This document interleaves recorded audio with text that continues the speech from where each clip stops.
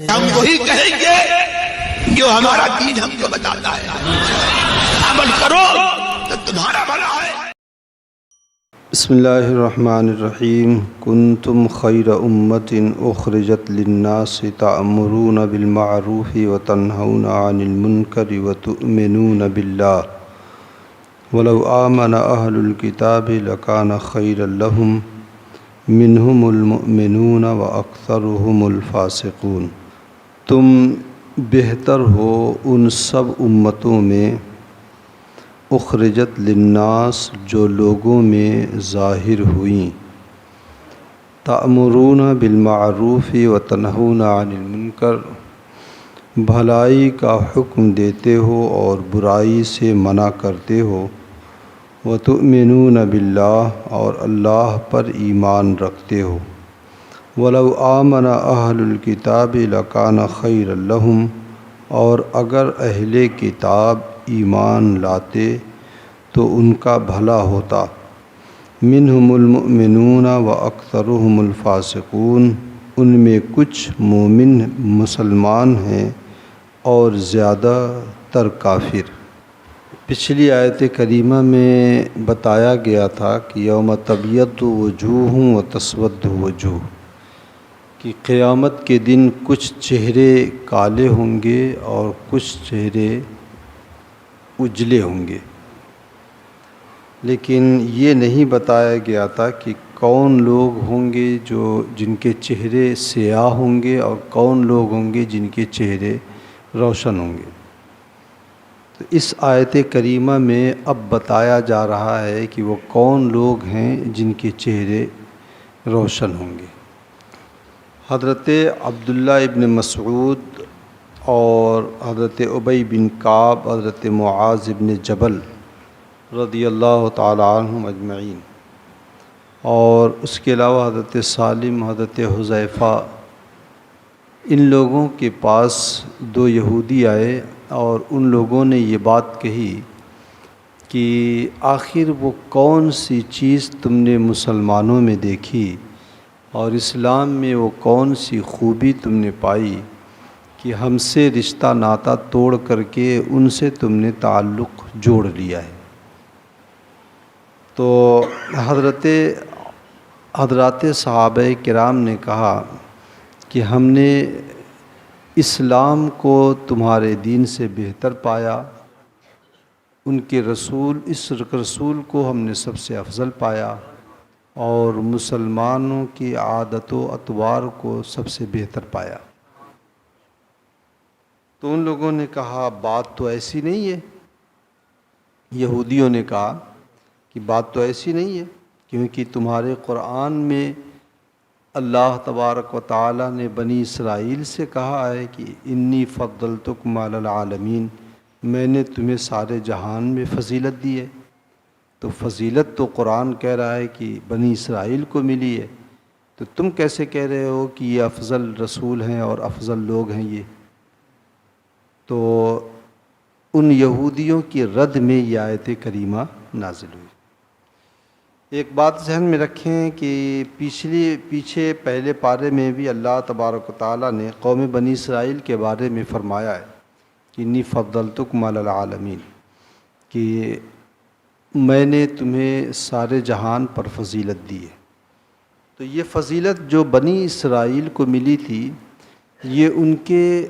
ان کے اسی زمانے میں، بس زمانے تک یہ محدود ہے، لیکن امت محمدیہ کی جو فضیلت ہے یہ صبح قیامت تک کے لیے ہے۔ تو اللہ تبارک و تعالی نے ان صحابہ کرام کی تائید میں اور یہودیوں کے رد میں یہ آیت کریمہ اتاری اور فرمایا کنتم خیر امت اخرجت للناس، تم بہترین امت ہو۔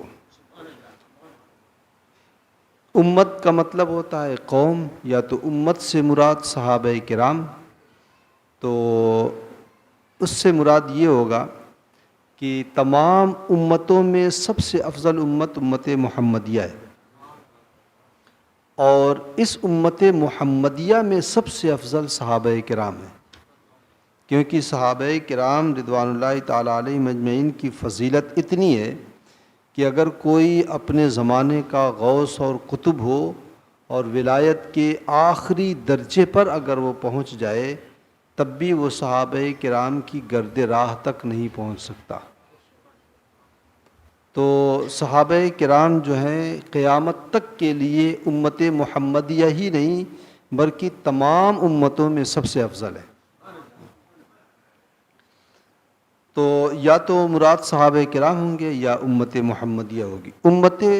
نبی اکرم صلی اللہ علیہ وسلم کی جو امت ہے وہ دو طرح کی ہوتی ہے۔ ایک وہ امت جن کے اوپر یہ بات فرض ہے کہ وہ حضور صلی اللہ علیہ وسلم کو اللہ کا آخری رسول مانے، اور ایک وہ لوگ ہیں جو اللہ کے رسول صلی اللہ علیہ وسلم کو آخری رسول مان چکے اور اس پر قائم ہیں، جیسے مسلمان۔ تو جو مسلمان ہیں جنہوں نے حضور صلی اللہ علیہ وسلم کو اپنا رسول اور آخری نبی مان لیا ہے اور اس پر قائم ہیں، ان کو امت اجابت کہا جاتا ہے۔ اور وہ جن کے اوپر فرض ہے کہ وہ حضور صلی اللہ علیہ وسلم کو آخری رسول مانے اور اپنا نبی مانے، وہ امت دعوت ہے۔ تو حضور کی امت دعوت میں تمام کی تمام انسان اور جنات ساری مخلوق ہے۔ کافر بھی حضور صلی اللہ علیہ وسلم کی امت دعوت میں ہیں، لیکن امت اجابت میں صرف مسلمان ہیں۔ امت دعوت کا مطلب یہ ہے کہ وہ امت جن کی طرف اللہ کے رسول صلی اللہ علیہ وسلم رسول بن کر نبی بن کر تشریف لائے، اب ان کے اوپر فرض ہے کہ وہ حضور کو اپنا رسول اور نبی مانے۔ اور امت اجابت کا یہ مطلب ہے کہ جنہوں نے اللہ کے رسول صلی اللہ علیہ وسلم کی رسالت و نبوت کو قبول کیا اور اس کے اوپر وہ قائم ہیں۔ تو امت دعوت تمام کے تمام انسان ہیں اور تمام مخلوق بلکہ، اور امت اجابت نے مسلمان ہیں، وہ جو اللہ کے رسول صلی اللہ علیہ وسلم کو نبی مان چکے ہیں۔ تو فرمایا کنتم خیر امت، تم بہترین امت ہو، دنیا میں بھی آخرت میں بھی۔ دنیا میں اس لیے کہ اخرجت للناس تأمرون بالمعروف وتنہون عن المنکر، کہ لوگوں کے لیے، جو لوگوں کے لیے امتیں پیدا ہوئیں ان امتوں میں سب سے بہترین امت ہو، دنیا میں اور آخرت میں۔ دنیا میں کس لیے؟ تأمرون بالمعروف وتنہون عن المنکر، کیونکہ تم بھلائیوں کا حکم دیتے ہو، برائیوں سے روکتے ہو۔ تو یہ ہماری افضلیت اور ہماری فضیلت کا وجہ کیا ہے کہ ہم بھلائیوں کا حکم دیتے ہیں اور برائیوں سے روکتے ہیں۔ کیونکہ اللہ کے رسول صلی اللہ علیہ وسلم نے فرمایا ایک حدیث میں کہ بھلائیوں کا حکم دینے والے اور برائیوں سے روکنے والے قیامت کے دن اللہ کے عرش کے سائے میں ہوں گے۔ تو جو دنیا میں افضل ہوگا وہ آخرت میں بھی افضل ہوگا۔ اور آخرت میں فضیلت امت محمدیہ کی ایک سبب سے اور ہے، وہ یہ کہ قیامت کے دن تمام انبیاء کرام علیہ الصلاۃ والتسلیم کے حق میں امت محمدیہ گواہی دے گی،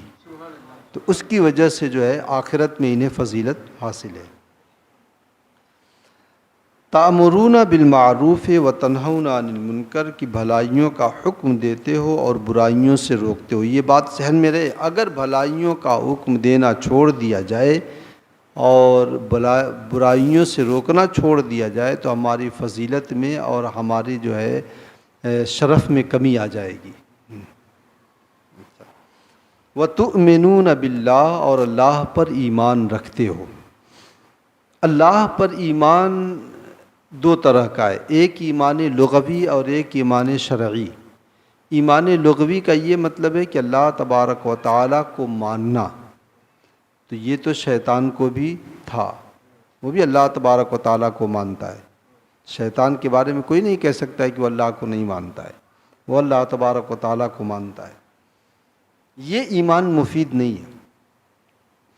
اللہ تبارک و تعالیٰ کو رسول رحمت صلی اللہ علیہ وسلم کے واسطے سے ماننا یہ معتبر ہے،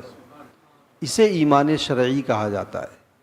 یعنی حضور صلی اللہ علیہ وسلم کے واسطے سے اللہ کی وحدانیت کو، اس کی الوہیت کو ماننا یہ ایمان شرعی ہے، اور یہی ایمان مدار نجات ہے، یہی ایمان معتبر ہے، اور آخرت میں نجات اسی ایمان کی بنیاد پر ملے گا۔ اس لیے اگر کوئی شخص یہ کہے کہ میں اللہ کو ایک مانتا ہوں لیکن اللہ کے رسول صلی اللہ علیہ وسلم کو رسول و نبی نہ مانے، یا آخری نبی نہ مانے، یا حضور صلی اللہ علیہ وسلم کی لائی ہوئی ہدایتوں کو نہ مانے جیسے قرآن وغیرہ کو، تو ایسی صورت میں وہ شخص مسلمان نہیں ہو سکتا ہے، وہ کافر ہی رہے گا۔ تو حضور اللہ تبارک و تعالیٰ کو ماننے کے لیے اللہ کے رسول کو ماننا لازم ہے۔ گھر میں داخل ہونے کے لیے جیسے دروازے سے گزرنا ناگزیر ہوتا ہے، اسی طریقے سے اللہ تبارک و تعالیٰ پر ایمان لانے کے لیے حضور صلی اللہ علیہ وسلم کی قدم ناز سے گزرنا ضروری ہے۔ بغیر اللہ کے رسول صلی اللہ علیہ وسلم کو مانے ہوئے اللہ کو ماننا عبث ہے، بیکار ہے۔ تو ایمان وہی معتبر ہے جو رسول صلی اللہ علیہ وسلم کے وساطت سے ہو۔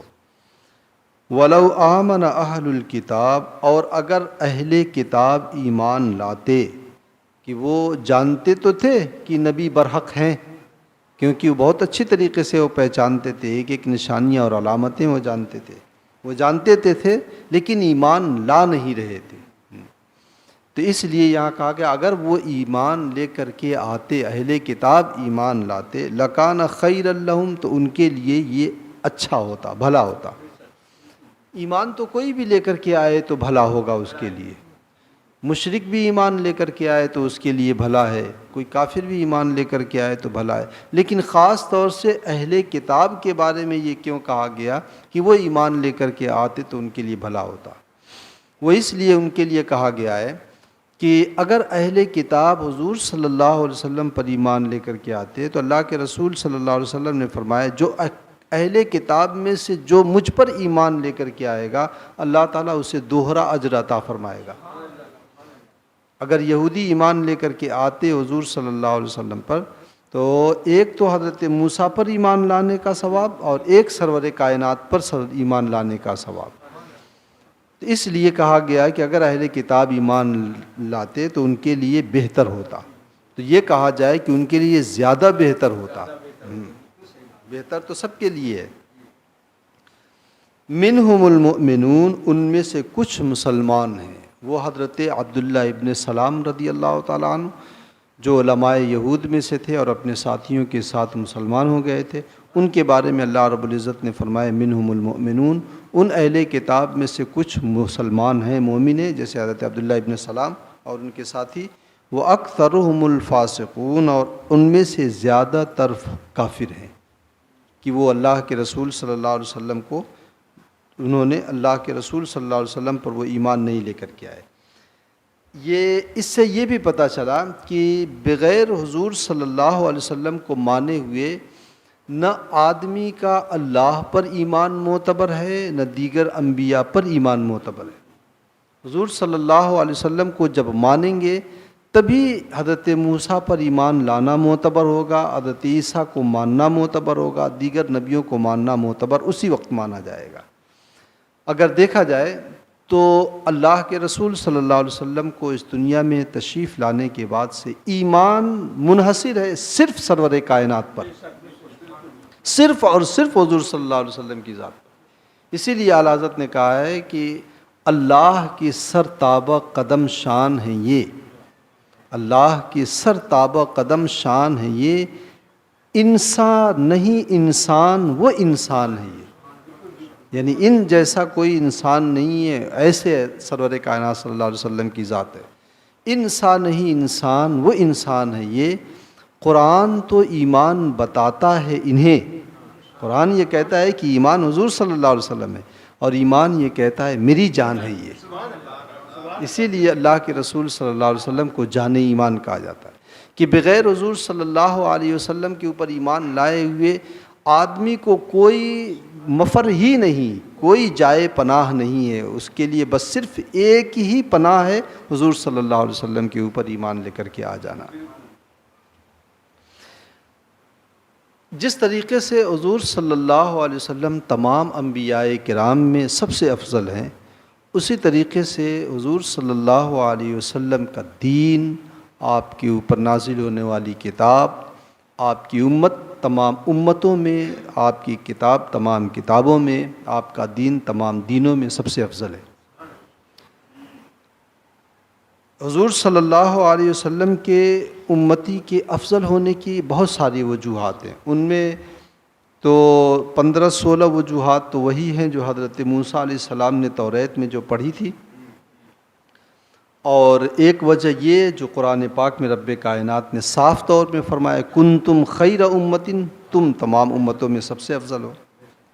اور کچھ وجوہات اور ہیں کہ امت محمدیہ ہی وہ واحد ایسی امت ہے جو قیامت کے دن بارگاہ الہی میں تمام انبیاء کرام علیہم الصلاۃ والتسلیم کی حقانیت اور ان کی تبلیغ کی گواہی دے گی، اور باقی کوئی امت گواہی نہیں دے گی۔ جب قیامت کے دن اللہ تبارک و تعالیٰ انبیاء کرام علیہم الصلاۃ والتسلیم سے کہا کہ میرا پیغام بندوں تک پہنچا دیا تھا، انبیاء عرض کریں گے ہاں پہنچا دیا تھا، کہا گواہ لاؤ، پروف لے کر کے آؤ، تو یہ امت محمدیہ گواہی دے گی، اور ہماری گواہی کی تصدیق اللہ کے رسول صلی اللہ علیہ وسلم فرمائیں گے۔ اس کا ذکر دوسرے پارے میں اللہ تبارک و تعالیٰ نے فرمایا، دوسرے پارے کے شروع ہی میں اللہ تبارک و تعالیٰ نے فرمایا ہے۔ دوسری فضیلت کی وجہ یہ ہے کہ اس امت کے علماء بنی اسرائیل کے انبیاء کی طرح دین کی تبلیغ و اشاعت میں لگے ہوئے ہیں۔ اس امت کے علماء، صحابہ کرام، اور پھر صحابہ کرام کے بعد دیکھ لیں ائمہ کرام، محدثین، فقہاء، علماء، وہ دین کی نشر و اشاعت میں لگے ہوئے ہیں۔ اس سے پہلے جو ادیان و مذاہب رہے ہیں ان میں ہر نبی کے بعد کسی نہ کسی نبی کا آنا مقدر تھا، اس لیے اگر ان کے دین میں کوئی کمی آ جاتی تھی تو آنے والا نبی اس دین میں آنے والی کمی کو دور کر دیتا تھا۔ حضرت موسیٰ علیہ الصلاۃ والتسلیم کے اوپر جو توریت نازل ہوئی اس میں جو ہیرا پھیری کیا ان لوگوں نے، حضرت عیسیٰ علیہ الصلاۃ والتسلیم آئے تو اس توریت کو انہوں نے ستھرا کر دیا، اور دین کی جو خراب باتیں تھیں اسے باطل کر دیا، جو ان لوگوں نے شامل کر لیا تھا۔ تو ہر نبی کے بعد ایک نبی کا آنا مقدر تھا، تو وہ نبی جو ہے اس کے اوپر دین کی اشاعت ڈیپینڈ کرتی تھی، لیکن ہمارے نبی کے بعد اب کسی نبی کا آنا ہے ہی نہیں، کوئی نیا نبی اب آئے گا ہی نہیں، اب نبوت کا دروازہ بند ہو گیا۔ خاتم النبیین اللہ کے رسول، خاتم کہتے ہیں مہر کو، مہر جو ہوتی ہے نا اسٹمپ جسے کہا جاتا ہے، آپ نے دیکھا ہوگا کوئی مضمون جب لکھا جاتا ہے تو وہاں آدمی لکھنے والا اپنا اسٹمپ لگا دیتا ہے۔ اسٹمپ کا مطلب یہ ہے کہ اب اس کے بعد کی جو عبارت ہے وہ سب جو ہے وہ الحاق کی ہوئی ہے، ملائی ہوئی ہے، باہر سے لے کر کے آئی ہوئی ہے، وہ ہماری تحریر نہیں ہے، اس کا یہی مطلب ہوتا ہے۔ تو حضور صلی اللہ علیہ وسلم بھی خاتم النبیین ہے، یعنی انبیاء کرام میں سب سے آخر میں، جیسے مہر سب سے آخر میں ہوتی ہے ویسے سب سے آخر میں اللہ کے رسول صلی اللہ علیہ وسلم ہے۔ اب ان کے بعد اگر کوئی آئے گا تو وہ نقلی ہوگا، وہ اصلی ہو ہی نہیں سکتا ہے حضور صلی اللہ علیہ وسلم کے بعد۔ تو اللہ کے رسول صلی اللہ علیہ وسلم کے بعد نبیوں کا آنا مقدر تھا ہی نہیں، اللہ تبارک و تعالیٰ نے نبوت کا دروازہ وہیں بند کر دیا۔ تو اب دین کی تبلیغ و اشاعت کے لیے اللہ تبارک و تعالیٰ نے یہ ذریعہ پیدا کیا کہ امت محمدیہ میں علماء، محدثین، فقہاء، بڑے بڑے ائمہ کرام کو پیدا کر دیا، اور ان کے ذریعے دین کی تبلیغ و اشاعت ہوئی۔ اسی لیے ایک حدیث، ایک روایت میں ہے کہ انبیاء و امتی، علماء و امتی کا انبیاء بنی اسرائیل، میری امت کے علماء بنی اسرائیل کے انبیاء کی طرح ہیں۔ جیسے بنی اسرائیل کے انبیاء دین کی تبلیغ و اشاعت کرتے تھے، اسی طریقے سے سرور کائنات کے بعد دین کی تبلیغ و اشاعت کا کام امت محمدیہ میں علماء کرتے رہیں گے اور فقہاء کرتے رہیں گے۔ اسی طریقے سے اللہ کے رسول صلی اللہ علیہ وسلم کی امت جس طرح سب سے افضل ہے، صحابہ کرام جو حضور صلی اللہ علیہ وسلم کے صحابہ ہیں وہ تمام انبیاء کرام کے صحابہ میں سب سے افضل ہے۔ اللہ کے رسول صلی اللہ علیہ وسلم قرآن پاک میں رب کائنات نے ان کے بارے میں کیا فرمایا ہے؟ محمد الرسول اللہ والذین معہ اشداء علی الکفار، محمد صلی اللہ علیہ وسلم اللہ کے رسول ہیں اور جو ان کے صحابہ ہیں، جو ان کے ساتھی ہیں، اشداء علی الکفار، کافروں پر بڑے سخت ہیں، رحماء بینہم، آپس میں بڑے نرم ہیں، اور اشداء علی الکفار رحماء بینہم تراہم رکعا سجدا یبتغون فضلا من اللہ ورضوانا، تم دیکھو گے ان کی پیشانیوں پہ سجدے کے نشان ہوں گے، ان کے چہروں میں سجدے کے نشان ہوں گے، راتوں کو سجدہ کرنے والے، رکوع کرنے والے، قیام کرنے، اتنی تعریف کسی امتی کی، کسی نبی کے صحابی کی کسی کتاب میں نہیں آئی ہے، جن کے بارے میں اللہ تبارک و تعالیٰ نے فرمایا رضی اللہ عنہم، اور اللہ ان سے راضی ہے، وہ اللہ سے راضی ہے، جن کے بارے میں اللہ رب العزت نے فرمایا کلا وعد اللہ الحسنى، تمام صحابہ سے اللہ نے جنت کا وعدہ فرما لیا ہے، ان کے ایمان کو معیار ایمان بنا دیا ہے اور فرمایا ہے کہ اگر تم ان کی طرح ایمان لے کر کے آؤ گے تب تم ہدایت پاؤ گے۔ تو حضور صلی اللہ علیہ وسلم کے صحابہ، ایک جگہ اللہ تبارک و تعالیٰ نے فرمایا کہ امتحن اللہ قلوبہم للتقوی، اللہ نے ان کے دلوں کو پرہیزگاری کے لیے پرکھ لیا ہے۔ اللہ کے رسول صلی اللہ علیہ وسلم نے ایک حدیث میں فرمایا اللہ تعالیٰ نے اللہ تبارک و تعالیٰ نے بندوں میں اپنی نظر رحمت فرمائی تو میرے صحابہ کے دلوں کو سب سے ستھرا اور سب سے اچھا پایا تو انہیں میرے لیے صحابی چن لیا۔ تو یہ صحابہ اللہ تبارک و تعالیٰ کا انتخاب ہے۔ اگر ہمارا اور آپ کا انتخاب کوئی ہوتا ہے تو ہم سمجھتے ہیں کہ مجھ سے بہتر کوئی انتخاب نہیں ہے۔ اگر ہم چن کے لے کر کے آئیں تو ہم سمجھتے ہیں کہ اس سے اچھا کوئی نہیں ہے، اور جسے اللہ تبارک و تعالیٰ چن لے اس سے اچھا کون ہو سکتا ہے؟ کوئی نہیں ہو سکتا اس سے اچھا۔ ایک جگہ اللہ تبارک و تعالیٰ نے ان کے بارے میں فرمایا وَأَلْزَمَهُمْ كَلِمَةَ التَّقْوَىٰ، اللہ تبارک و تعالیٰ نے صحابہ کرام کے اوپر پرہیزگاری کو لازم کر دیا، ایک دم لازم اسے کہتے ہیں جو چپکا ہو، کسی صورت میں ہٹنے نہ پائے۔ اور ایک جگہ اللہ تبارک و تعالیٰ نے فرمایا کَرَّهَ إِلَيْكُمُ الْكُفْرَ وَالْفُسُوقَ وَالْعِصْيَانَ، کہ حضور صلی اللہ علیہ وسلم کے صحابہ کو مخاطب کرتے ہوئے اللہ رب العزت نے فرمایا ہے کہ تمہارے دلوں میں کفر، فسق و فجور، نافرمانی، ان چیزوں کی نفرت رب کائنات نے ڈال دیا ہے، یعنی نہ کفر ان کے اندر دلوں میں آ سکتا ہے، نہ فسق و فجور آ سکتا ہے، اور نہ جو ہے نافرمانی آ سکتی ہے۔ یہ صحابہ کرام کا مقام و مرتبہ ہے۔ اس آیت کریمہ سے ایک پتہ یہ چلا کہ صحابہ کرام رضوان اللہ تعالیٰ علیہم اجمعین قیامت تک مسلمانوں میں سب سے افضل ہے، اور ان کے جیسا کوئی بھی نہیں ہو سکتا ہے۔ دوسرا فائدہ اس آیت کریمہ سے یہ ہے کہ یہ امت محمدیہ ہمیشہ افضل ہمیشہ رہی ہے اور افضل رہے گی، یعنی اس سے پہلے جو امتیں تھیں اس زمانے میں بھی امت محمدیہ علم الہی میں سب سے افضل تھی، اور اب اس دنیا میں وجود پانے کے بعد یہ امت قیامت تک کے لیے سب سے افضل رہے گی۔ اسی طرح اس امت کی موجودگی جو ہے عالم اسلام کی بلکہ پوری دنیا کی بقا کی ضمانت ہے۔ ایک حدیث میں اللہ کے رسول صلی اللہ علیہ وسلم نے فرمایا، ایک طویل حدیث ہے، کبھی موقع لے کر سنائیں گے۔ اللہ کے رسول صلی اللہ علیہ وسلم کو ماننا رب کائنات کو ماننا ہے، اور حضور صلی اللہ علیہ وسلم کا انکار اللہ تبارک و تعالیٰ کا انکار ہے۔